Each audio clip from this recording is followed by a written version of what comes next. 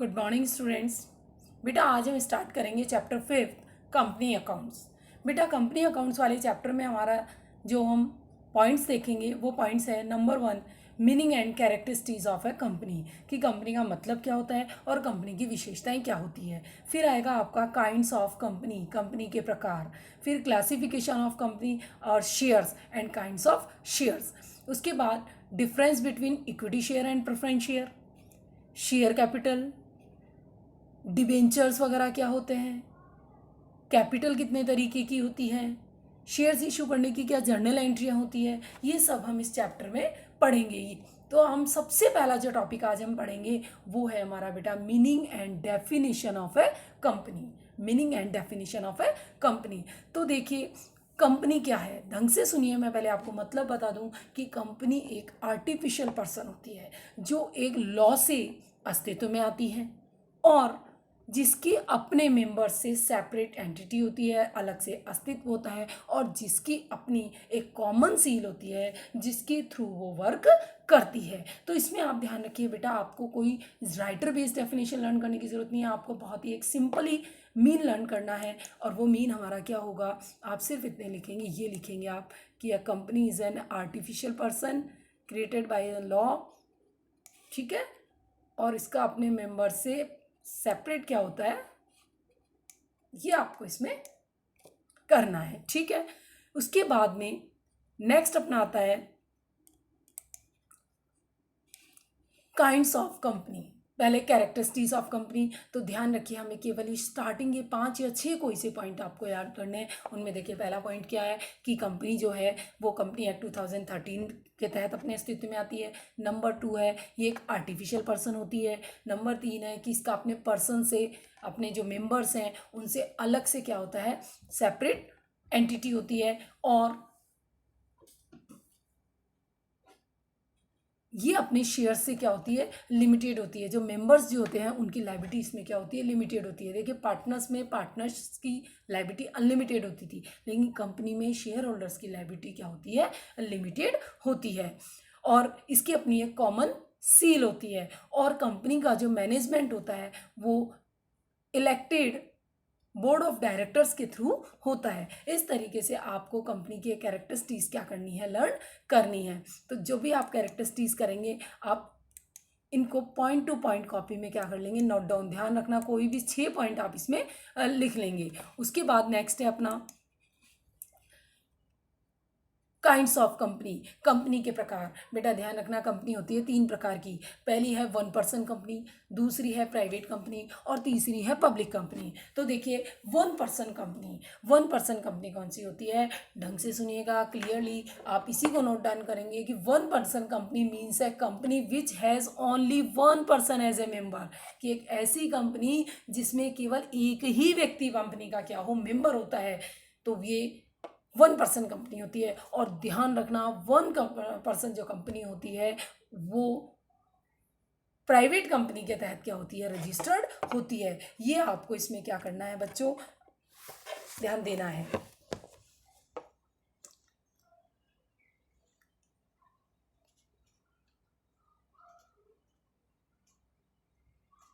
और ये आपको अपनी कॉपी में सिर्फ 1 पर्सन कंपनी के डेफिनेशन में क्या करना है, नोट डाउन करना है। उसके बाद नेक्स्ट है प्राइवेट कंपनी। प्राइवेट कंपनी कौन सी होती है बेटा, प्राइवेट कंपनी वो कंपनी होती है जिसकी मिनिमम पेड अप कैपिटल कितनी होती है, 1 लाख होती है। मिनिमम पेड अप कैपिटल कितनी होती है बच्चे, 1 लाख होती है। और ये अपने शेयर्स के ट्रांसफ़र पर क्या लगाती है, रेस्ट्रिक्शंस लगाती है। इसके जो मेंबर है वो मैक्सिमम कितने हो सकते हैं, 200 हो सकते हैं।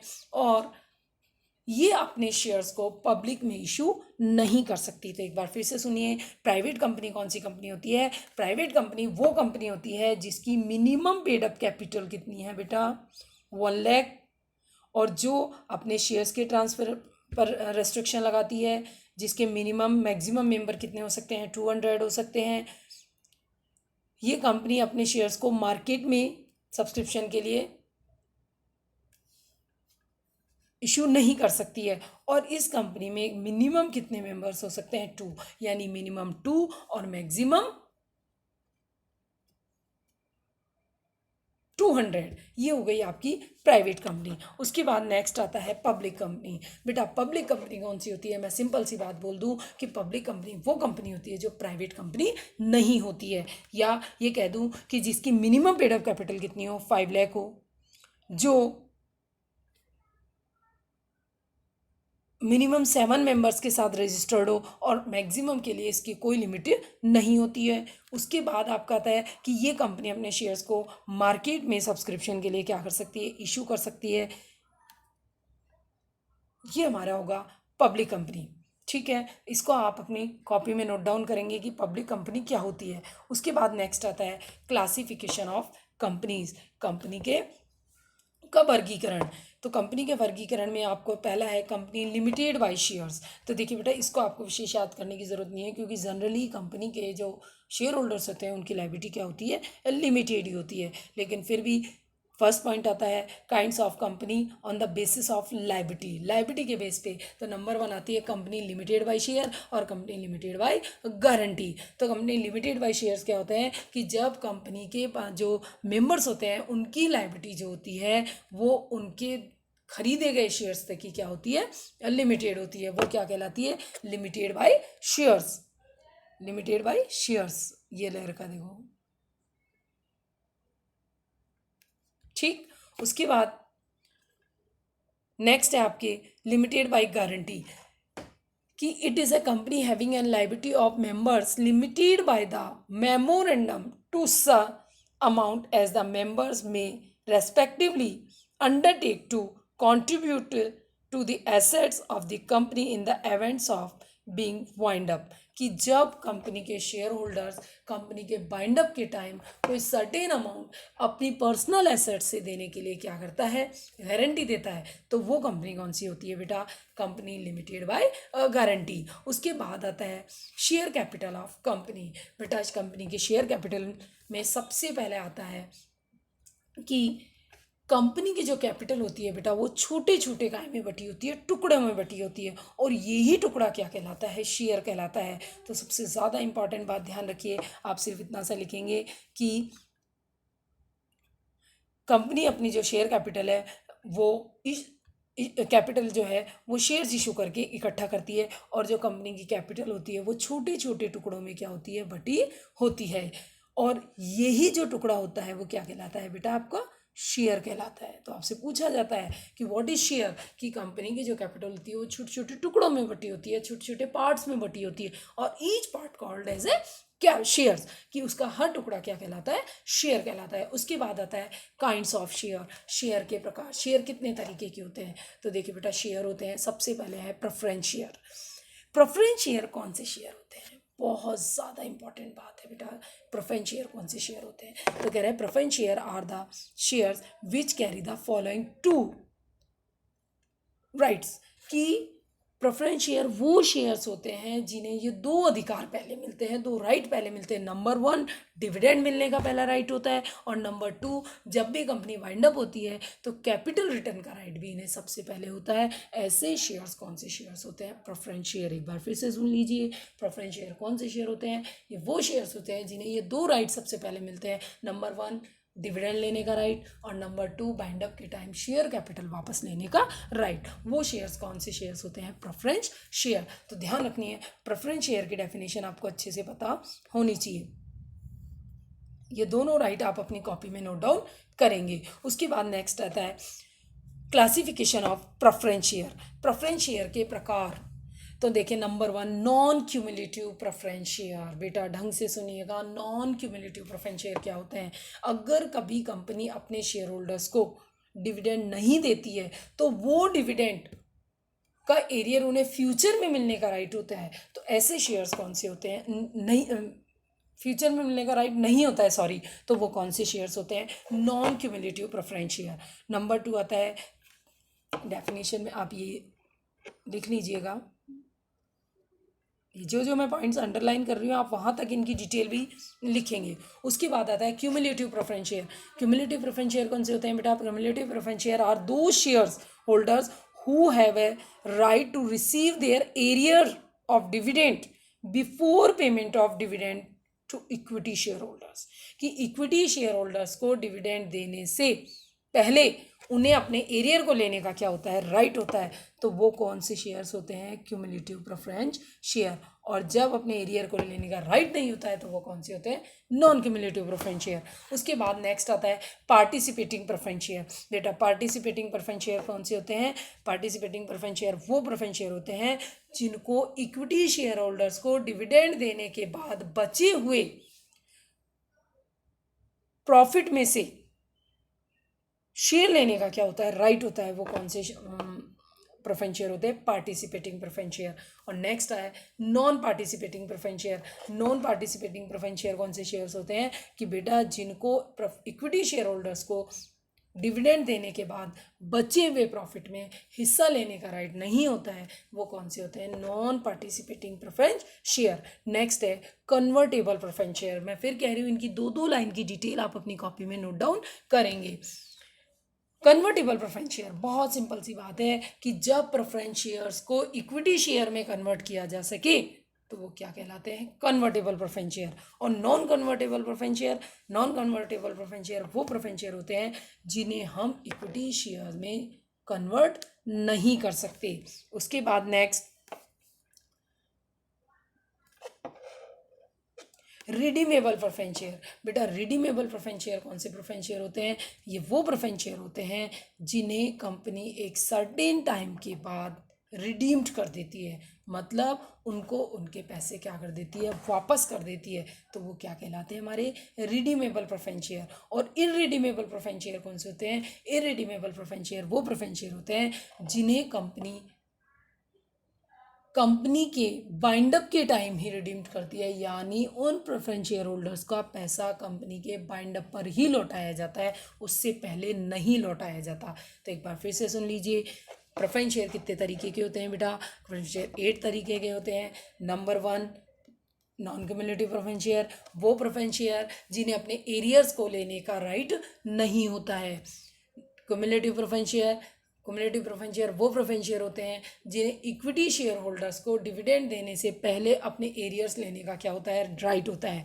Participating preference share, equity share holders को डिविडेंड देने के बाद बचे हुए प्रॉफिट में अगर इनको हिस्सा मिलता है तो वे पार्टिसिपेटिंग प्रेफरेंस शेयर होते हैं। और जब बचे हुए प्रॉफिट में हिस्सा लेने का अधिकार नहीं होता है तो वो कौन से होते हैं, नॉन पार्टिसिपेटिंग। फिर आता है कन्वर्टेबल प्रेफरेंस शेयर, वो प्रेफरेंस शेयर जिन्हें इक्विटी शेयर में कन्वर्ट किया जा सकता है वो कन्वर्टेबल प्रेफरेंस शेयर होते हैं, और जिन्हें इक्विटी शेयर में कन्वर्ट नहीं किया जा सकता वो नॉन कन्वर्टेबल प्रेफरेंस शेयर होते हैं। उसके बाद नेक्स्ट आता है आपका रिडीमेबल और इनरिडीमेबल। जब कंपनी एक सर्टेन टाइम के बाद प्रेफरेंस शेयर होल्डर्स का पैसा लौटा देती है यानी उसे रिडीम्ड कर देती है तो वो रिडीमेबल प्रेफरेंस शेयर होते हैं। और जब कंपनी अपनी लाइफ में प्रेफरेंस शेयर का पैसा नहीं लौटाती है, वो पैसा केवल और केवल कंपनी के बाइंड अप के टाइम लौटाती है, तो वो कौन से प्रेफरेंस शेयर होते हैं, इररिडीमेबल प्रेफरेंस शेयर। इस तरीके से प्रेफरेंस शेयर होते हैं बेटा 8 तरीके के। उसके बाद आपका नेक्स्ट आता है इक्विटी शेयर्स। बेटा इक्विटी शेयर्स कौन से होते हैं, इक्विटी शेयर्स वो शेयर्स होते हैं जो प्रेफरेंस शेयर नहीं होते हैं। अगर मैं एक बात कहूँ कि इक्विटी शेयर होल्डर केवल वही प्रेफरेंस शेयर होल्डर होते हैं जो रिस्क उठाते हैं, जिनको कंपनी के बाइंड अप के टाइम ही पैसा लौटाया जाता है। और ध्यान रखना इक्विटी शेयर होल्डर्स ही कंपनी के एक्चुअल ऑनर माने जाते हैं। फिर नेक्स्ट आता है difference between equity shares and preference share. Equity share और प्रेफरेंस शेयर में अंतर। तो देखिए नंबर 1 रेट ऑफ डिविडेंड। देखिए इक्विटी शेयर्स पर डिविडेंड की जो रेट होती है वो बोर्ड ऑफ डायरेक्टर्स द्वारा क्या होती है, तय होती है, जबकि प्रेफरेंस शेयर की डिविडेंड की रेट इशू के टाइम ही क्या कर दी जाती है, फिक्स कर दी जाती है। फिर नेक्स्ट आता है rights of dividend. Equity share holders को हमेशा डिविडेंड मिलने का राइट प्रेफरेंस शेयर होल्डर्स के बाद होता है, यानी पहले प्रेफरेंस शेयर होल्डर्स को डिविडेंड मिलता है, उसके बाद इक्विटी शेयर होल्डर्स को डिविडेंड मिलता है। लेकिन प्रेफरेंस शेयर होल्डर्स को इक्विटी शेयर होल्डर्स से पहले क्या मिलता है, डिविडेंड मिलता है। उसके बाद आता है एरियर ऑफ डिविडेंड। ध्यान रखना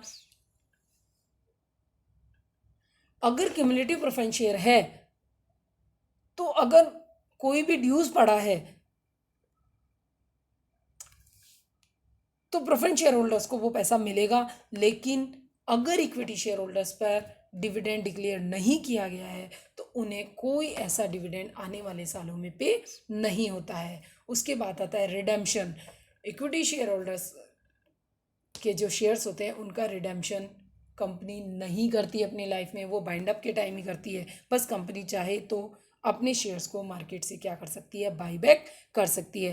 लेकिन प्रेफरेंस शेयर जो है उन्हें एक सर्टेन टाइम बाद कंपनी अपनी लाइफ में रिडीम्ड कर सकती है, मतलब उनका पैसा लौटा सकती है। फिर आता है वोटिंग राइट। ध्यान रखना, इक्विटी शेयर होल्डर्स को हर कंडीशन में वोटिंग राइट होता है, लेकिन प्रेफरेंस शेयर को केवल होल्डर्स को केवल स्पेशल कंडीशंस में ही वोटिंग राइट होता है। फिर आता है refund of capital. Equity share holders जो हैं उनको पैसा हमेशा बाइंड अप के टाइम मिलता है और प्रेफरेंस शेयर होल्डर्स के बाद में मिलता है, लेकिन प्रेफरेंस शेयर होल्डर्स को हमेशा कैपिटल वापसी लेने का राइट इक्विटी शेयर होल्डर्स से पहले होता है। उसके बाद आता है आपका kinds of share capital of a company. एक कंपनी की शेयर कैपिटल के प्रकार, हिंदी मीडियम वाले बच्चे भी आराम से समझें इसे। तो ऑथोराइज कैपिटल, देखिए बेटा ऑथोराइज कैपिटल कौन सी होती है। ऑथोराइज कैपिटल एक कंपनी की नॉमिनल कैपिटल होती है जिसके साथ कंपनी का क्या होता है, रजिस्ट्रेशन होता है। वो कौन सी कैपिटल होती है, ऑथोराइज कैपिटल। एक बार फिर से सुन लीजिए, ऑथोराइज कैपिटल या नॉमिनल कैपिटल एक कंपनी की वो कैपिटल होती है जो कंपनी के मेमोरेंडम ऑफ एसोसिएशन में लिखी होती है। ये कंपनी की मैक्सिमम कैपिटल होती है।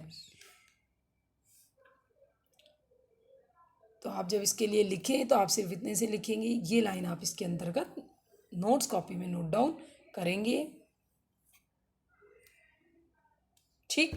उसके बाद नेक्स्ट इशूड कैपिटल। ढंग से सुन लीजिए, ऑथोराइज कैपिटल का वो पार्ट, फिर से सुन लीजिए, ऑथोराइज कैपिटल का वो पार्ट जो कंपनी ने पब्लिक में सब्सक्रिप्शन के लिए क्या किया है, इशू कर दिया है, इशूड कैपिटल कहलाती है। The part of authorized capital which is issued by the company in the public for subscription is known as issued capital, ठीक है।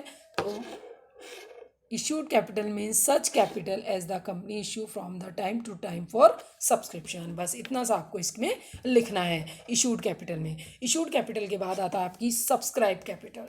बेटा ध्यान रखिए, issued capital का वो पार्ट जो पब्लिक ने क्या कर लिया है, खरीद लिया है, वो क्या कहलाएगी, आपकी सब्सक्राइब कैपिटल। तो subscribe capital means such part of the company which is for the time being subscribe by the members of company. Clear. उसके बाद आती है कॉल्ड अप कैपिटल।